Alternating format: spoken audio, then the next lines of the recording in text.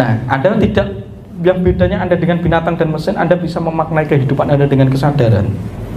Mesin tidak bisa, makhluk lain tidak bisa. Pemaknaan terdalam terjadi perlapisan itu karena Anda menjadi manusia, dan itu karena punya kecerdasan atau higher self yang ada dalam Anda, disebut kaukas itu tadi, atau sayapti, terhubung dengan itu, karena itu nur Anda, nur Muhammad Anda.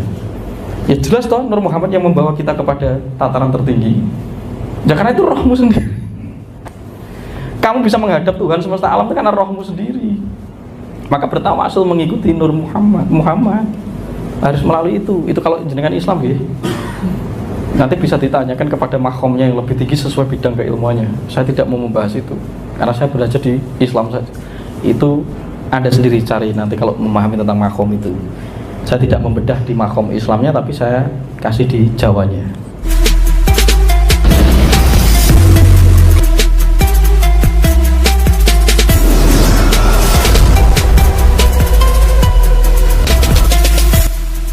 Tapi semua sinergi asal bertemu. Yang jadi tidak sinergi itu ketika agama sudah menjadi ego dan intuisi yang tidak separasi dengan politik, tidak dipisahkan dengan politik, karena berkelindan dengan kepentingan. Ini yang jadi masalah sebenarnya, agama apapun. Dan aspek sejarah yang harus kita baca, kita tidak diajarkan melihat sejarah kita, karena yang Anda cari bukan sejarah, karena Anda sudah disublimasi bahwa ajaran leluhur kita itu Hindu itu, kita diajak ke zaman Buddha itu.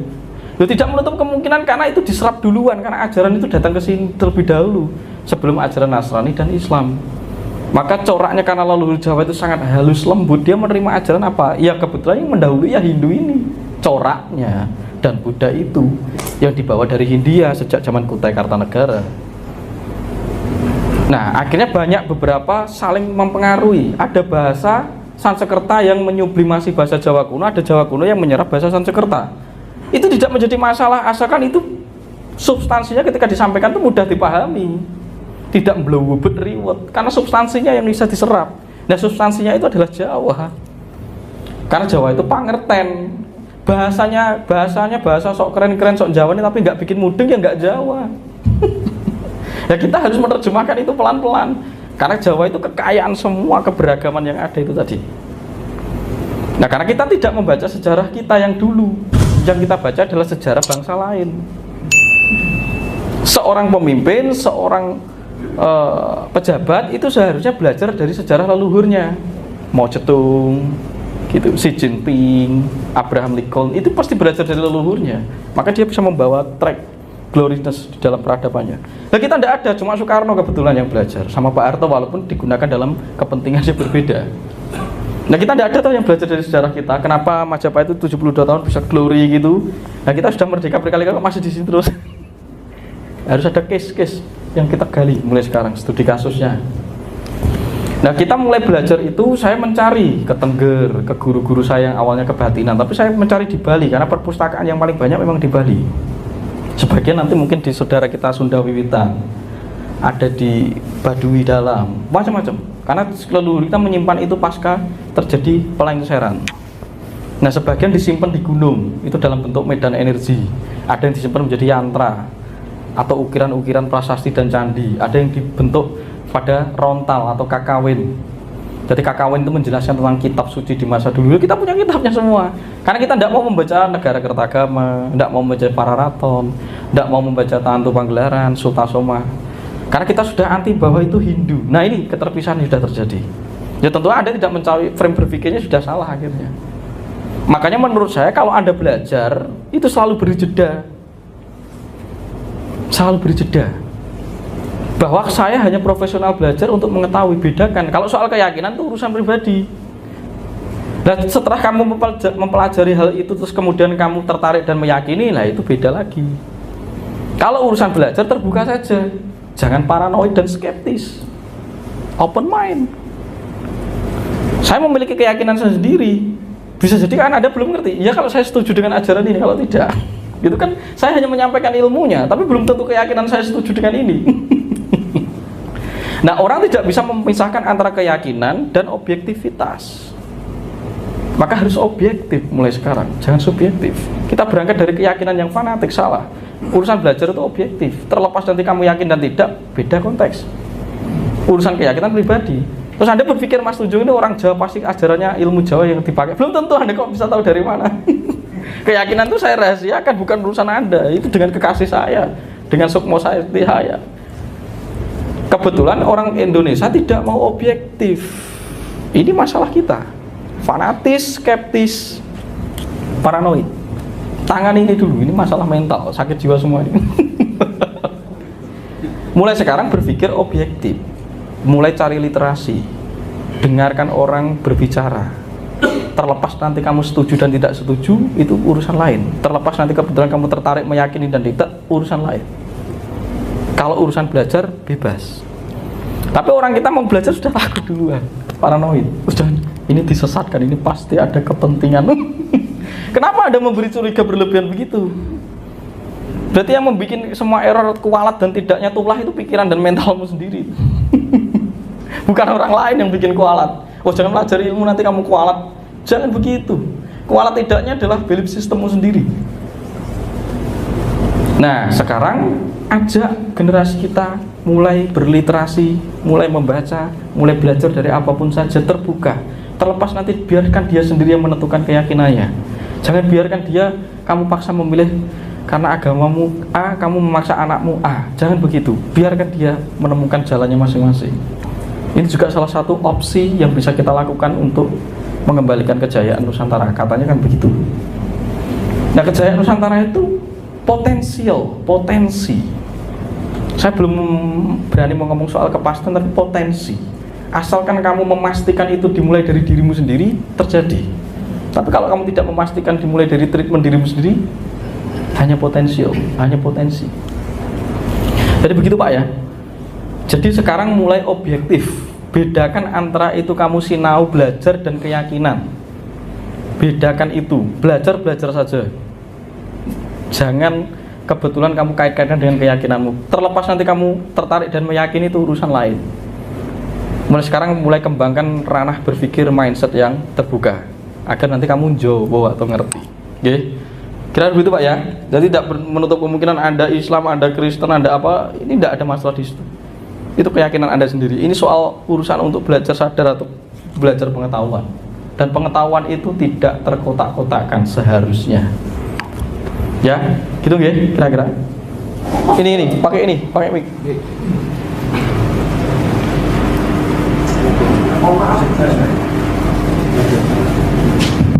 Terima kasih.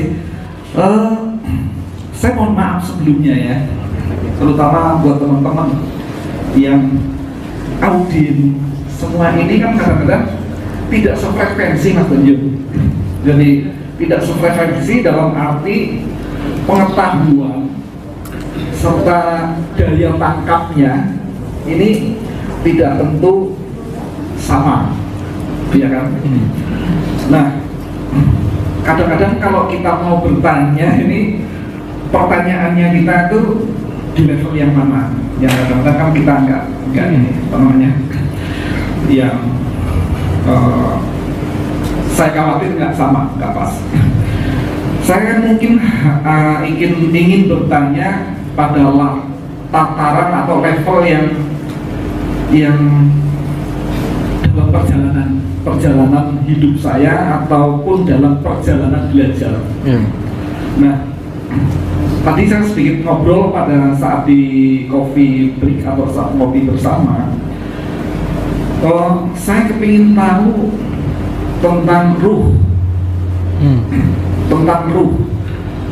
Kalau yang tadi ajarkan Mas Tunjung ini kan masih tataran yang perangkat yang ada dalam tubuh kita.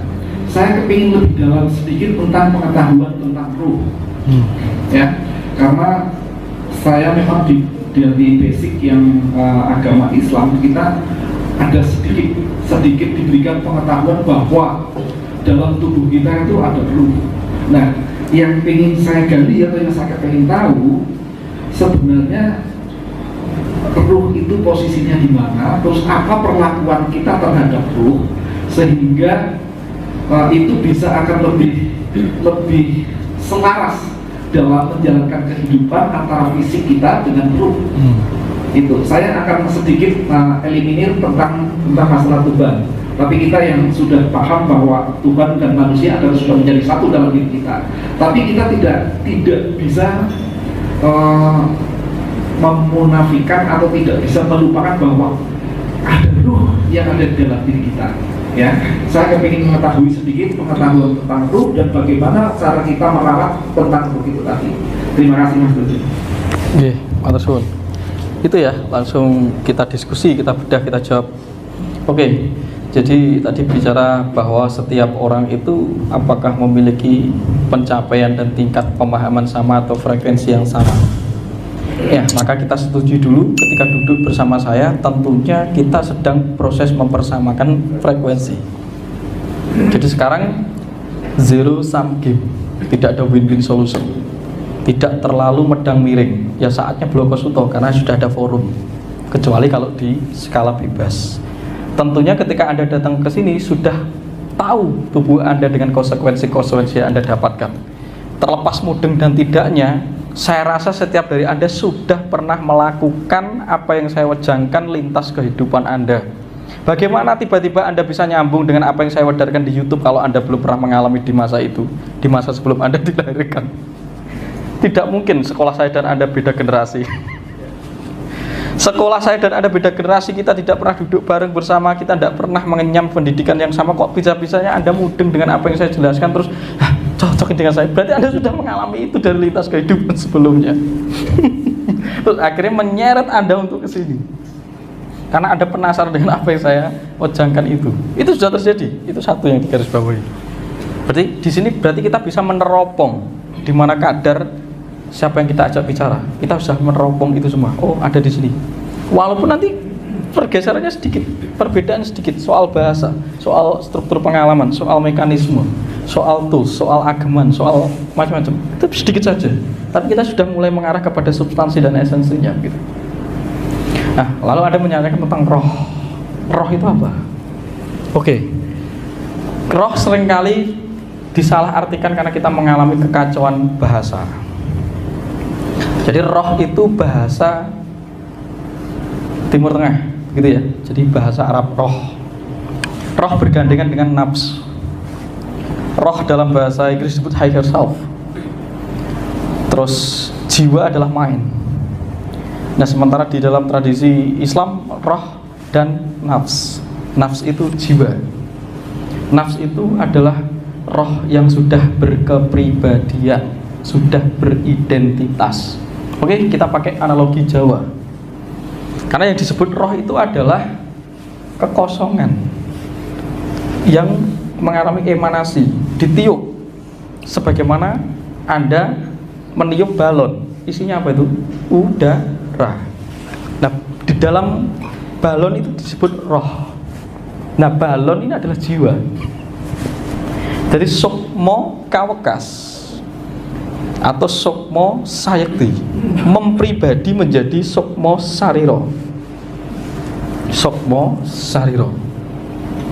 Maka fenomena kematian sebenarnya adalah kemerdekaan karena melepaskan udara dari balon. Kembali kepada transendentitas Allah Subhanahu wa taala, Tuhan semesta alam tanpa winates.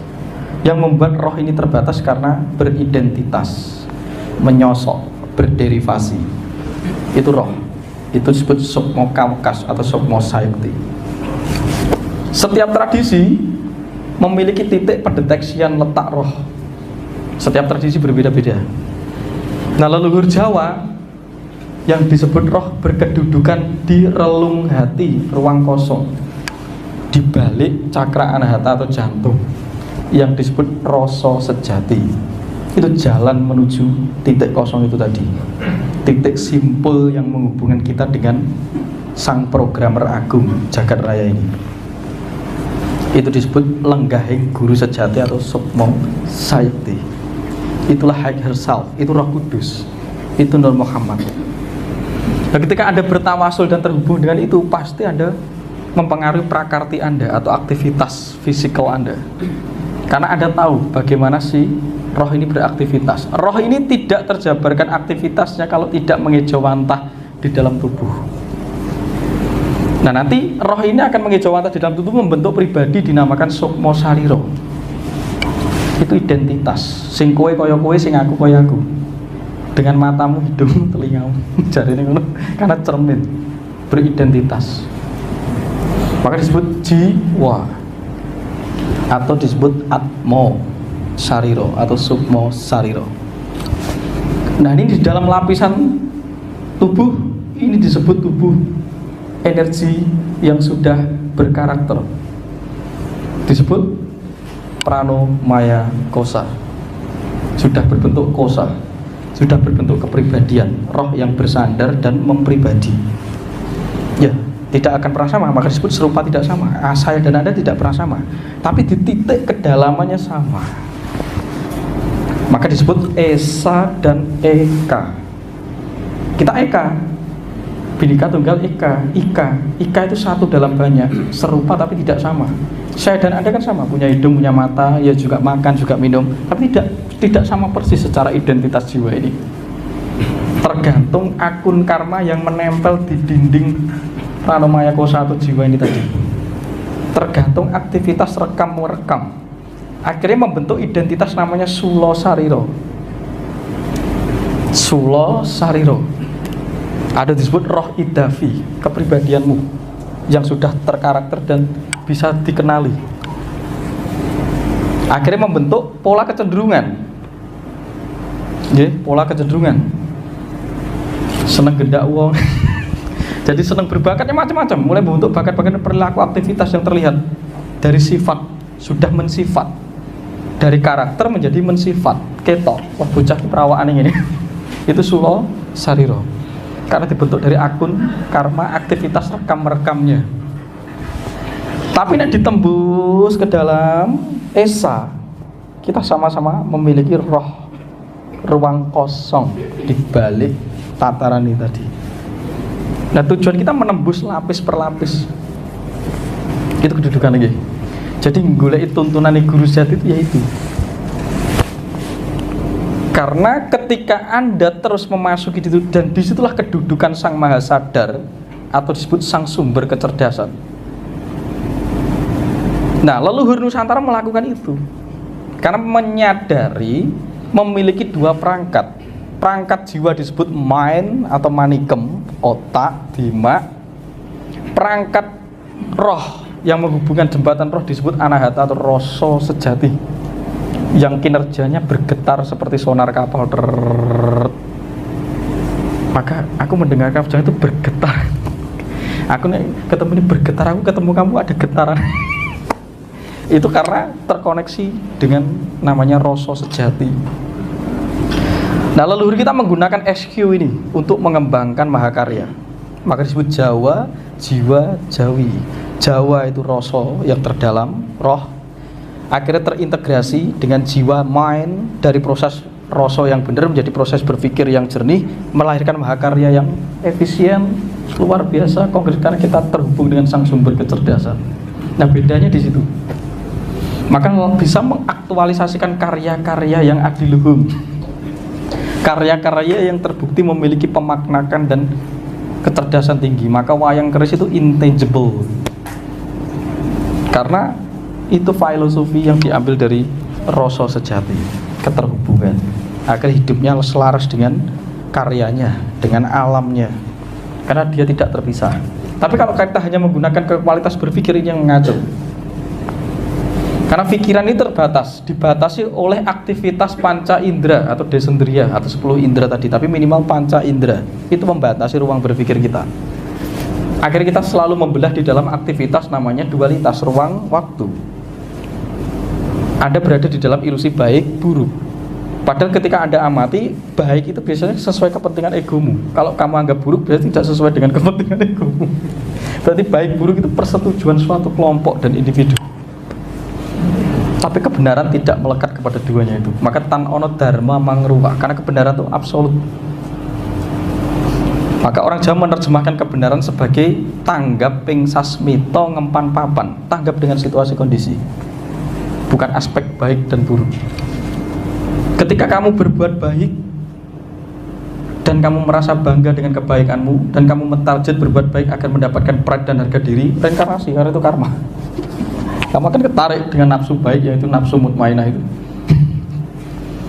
Akhirnya kemersik, merasa sok suci dewi. Padahal dirimu gembel setiap hari. Nah ini roh ya, itu total roh, mekanismenya begitu. Nah kita selalu menggunakan laku-laku tertentu untuk terhubung dengan yang namanya roh, dengan namanya higher self. Makanya manten pucuk igrono, karena terhubung melalui panggondo, pembau. Dengan hambekan kita terhubung dengan titik ruang kosong itu tadi. Nah dari situ lahirlah namanya sumber kecerdasan. Ketika sumber kecerdasan mengejawantah ke seluruh tubuh akan menjadi sumber penciptaan. Nah kita adalah daya kreativitas, kita adalah partisipan aktif, bukan partisipan pasif yang menjadi korban ego Tuhan. Kan begitu yang didesain kepada Anda. Akhirnya ini sudah takdir Tuhan. Padahal kamu tuh aktif, tapi kamu menjadi pasif, hanya huruf manut Tuhan. Terus kamu nggak bisa menjelaskan kok dia enak, aku nggak enak. Lah ini mulai dicari, kenapa kok begitu? Ya tanah takdirnya dewi-dewi wong urip itu kan nggak bisa menjelaskan ini. Karena kamu dibentuk oleh keyakinanmu sendiri. Apa yang kamu yakin itu akan membentuk takdirmu sendiri. Maka kembangkan pola berpikir, kesadarannya semakin luas, keyakinannya mengembang, maka takdirmu mengembang. Karena kamu punya free will. Nah free willmu dibatasi oleh keyakinan fanatikmu tadi. Ya jadi ruang lingkup memilihmu ya itu aja. Tapi kalau kamu mengembangkan kesadaran dan wawasan berpikir yang lebih luas, pilihanmu semakin luas untuk mengarsiteki kehidupanmu sendiri. Gitu guys.